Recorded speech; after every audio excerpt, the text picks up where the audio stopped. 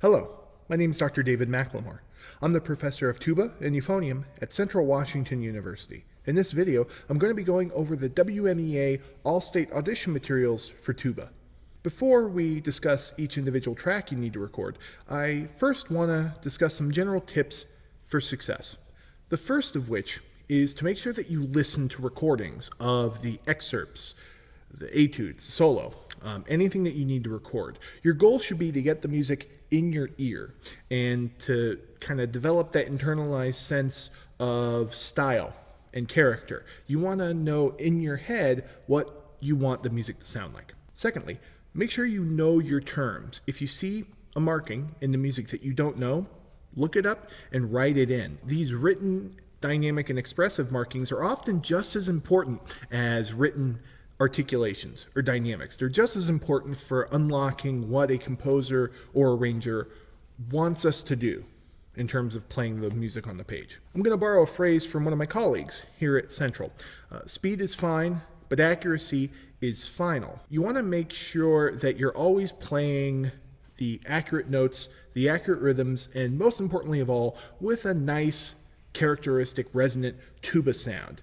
And if to do that you have to play the music a little slower than the indicated tempo, that's perfectly fine. Trust me, the listener would rather hear the music played well a little down tempo than hear the music at the indicated tempo but sloppy. The first track you're going to need to record is a chromatic scale, indicated at around 120 beats per minute. Here's a tip. If you're not sure what 120 beats per minute sounds like, and if you don't have a metronome handy, just think Stars and Stripes Forever, because that Sousa march, pretty standard march tempo, is 120 beats per minute. Notice the legato indication. This means that you should play in a sustained and full manner, trying to drive each note into the next note with as little interruption as possible. So think nice, full exhale, almost as if you were slurring the music, but with a clear da articulation, with a letter D at the front of each note. Just trying to play as broadly as possible with no pop or accent at the front of articulations, just little bricks of sound. Now, you're going to need to breathe during this chromatic scale, but we want to keep that tempo of 120 beats per minute as steady as possible. To achieve this, you're going to need to borrow a little bit of time at the end of these quarter notes when you're going to take your breath. Just remember to sustain the sound through to the end of the quarter note as much as you can, and then try to take as quick and as relaxed and as efficient a breath as you can. This is going to be the first example of your playing that the judges hear, and you want to make sure that you make a really good first impression, especially with your sound, because that's going to be the aspect of your playing that they can critique before anything else. Really strive to make a full and resonant sound on each and every note. You don't want the timbre or the sound quality to change from one note to the next. Think of it like a keyboard, how a piano or a keyboard has the same quality as you go up or down the keys. You want to try and emulate that on the tuba. Notice that there's no dynamic indication here. You can use this to your advantage.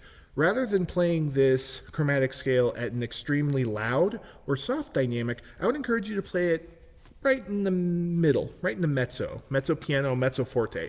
A nice, comfortably full dynamic that allows you to, again, make your most consistent and stable sound from the low G all the way up to the G top of the staff and back down again. To unlock your best sound on this, make sure that you're avoiding pinching or pressing of the lips together in the extreme upper or lower registers.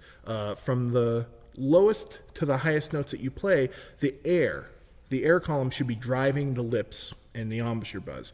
So as a general rule, you should always err on the side of using too much wind rather than not enough wind. It's better to risk overblowing a note than underblowing a note. Let the air do the work, especially in the low register, which requires a ton of warm, moist, foggy air to produce the sound. If you find that you're having trouble playing particular notes, I would encourage you to do some mouthpiece buzzing. You can always play individual notes in isolation and alternate playing them on the tuba and mouthpiece buzzing them, or even playing them on keyboard just to hear the note. Just isolate particular treble notes and try to make it sound the same as the other notes which maybe you have an easier time playing.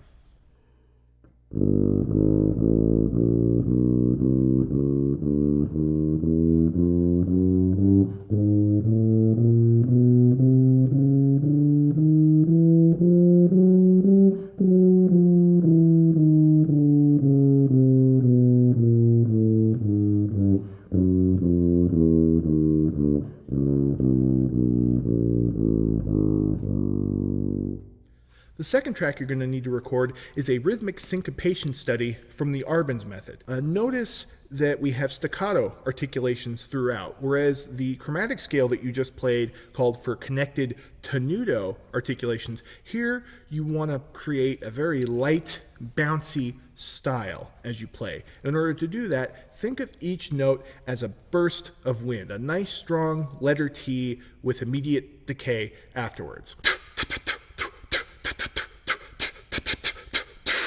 Like that. That's what your air column and your articulation should sound like. Now, all the notes are staccato, but bear in mind that staccato quarter notes are going to be pretty noticeably longer than staccato eighth notes or staccato 16th notes. So when you have these quarter notes, particularly at the ends of phrases, you can let these notes be a little heavier. They can be slightly more sustained. Remember, a staccato quarter note is a tenuto eighth note. So let those quarter notes have just a little bit more length and weight to them. The tempo for this exercise is moderato. Quarter note equals 88.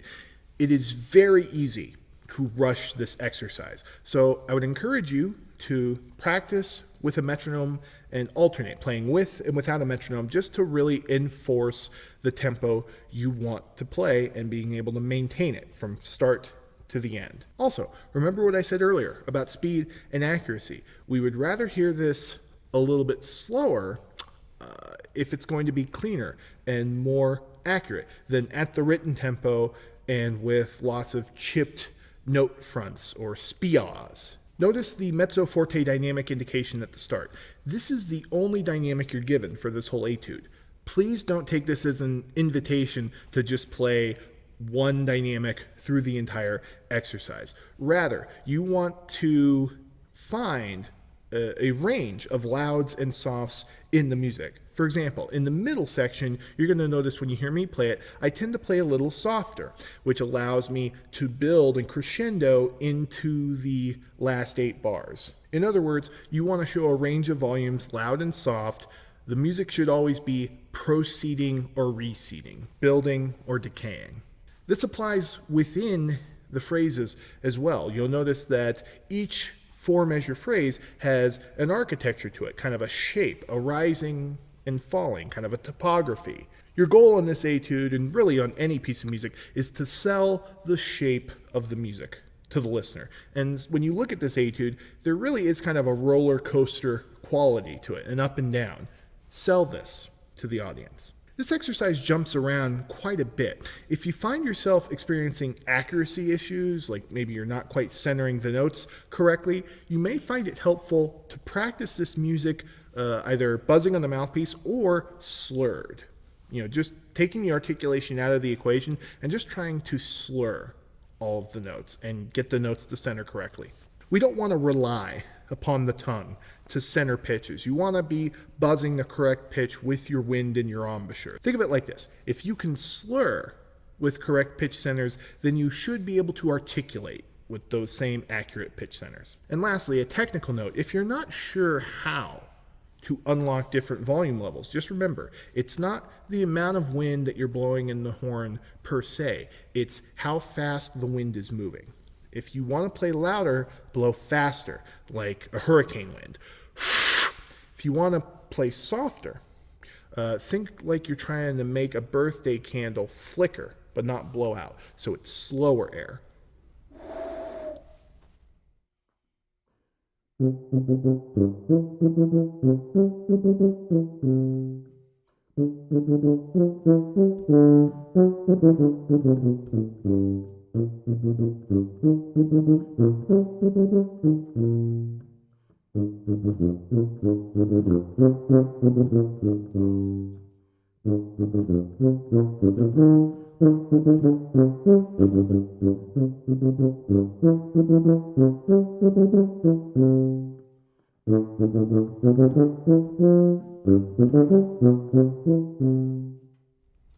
The third track, taken from Richard Wagner's Meistersinger overture, is actually the second half of one of the most commonly asked for orchestral excerpts you see on tuba auditions. First things first, make note of the sehr gebunden marking. Sehr is German for very, gebunden meaning joined tied, or connected.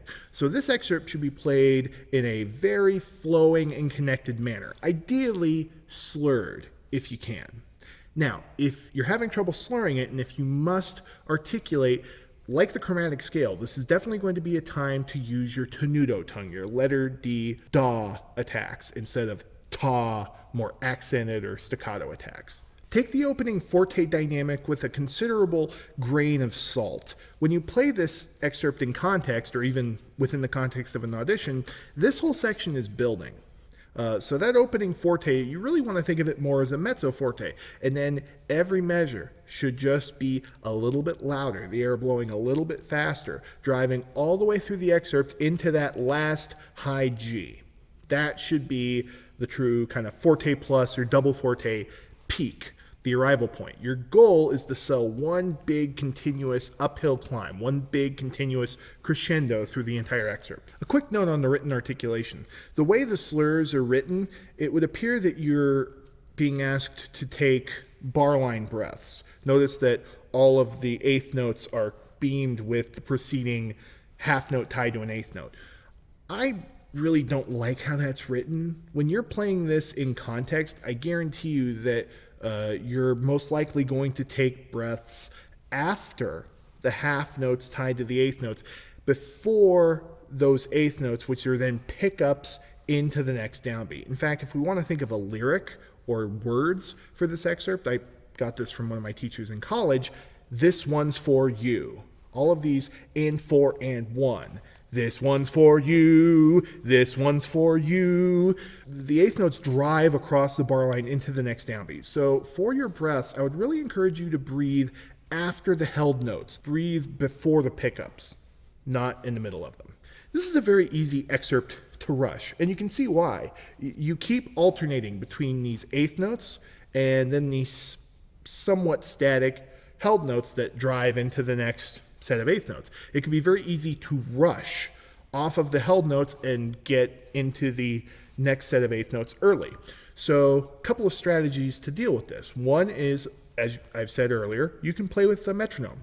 Practice with a metronome just to kind of enforce that stability of time. It can be a metronome set to quarter notes, or a subdivided metronome set to eighth notes. Another technique, though, is to practice the music subdivided. So instead of playing the half notes tied to eighth notes, play it as running eighth notes. So all of the half notes become sets of 4 eighth notes. When you go back to play the music as written, strive to hear that subdivided version of the music in your head as you play it as written.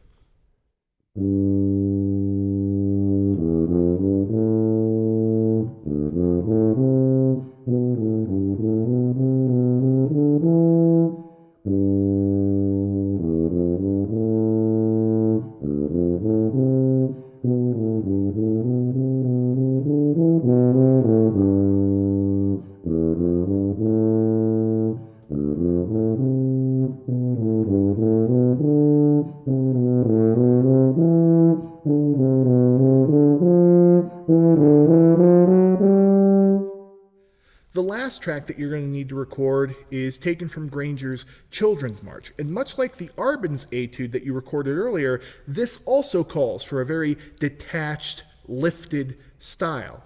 You want to make sure there is a little space between every note in the first 24 measures. That said, there are moments where the music becomes broader, heavier, more connected. The accented dotted quarter notes tied to quarter notes, those are going to be a lot more broad and sustained. Still with a little space before the next eighth note, but more connected. Notice the marking, measure 25 to measure 28, feelingly, where the music becomes very much slurred. This should be a heartfelt expression of emotion. So you want to play this in as lyrical and as singing and as connected a manner as you can. Again, slur it if you can. The opening 8 measures can be a little bit tricky. If you're having trouble coming in on low F and playing that phrase, you can always start in measures 9 to 16, which is just the opening 8 measures up an octave. You can always practice the second phrase, 9 to 16. You can practice that first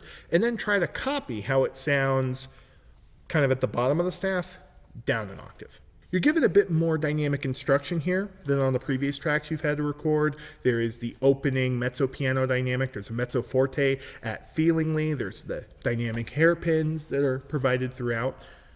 Don't take this as the end-all be-all.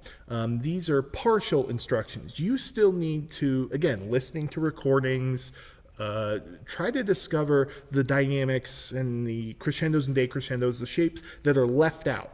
You need to discover what's missing and incorporate that yourself. For example, in the first two phrases, you're going to want to build through the first four measures as we rise up the scale. And then in the back half, the second set of four measures, then the dynamic kind of comes back down. The title of this piece is Children's March, but in terms of character and style aesthetic, it's much more of a dance. Strive to get the listener bobbing their head or tapping their foot as they hear you play. Really make sure that you're driving for the big beats. 6/8 is a compound time signature, so even though there's 6 beats per measure, we're really going for beats 1 and 4.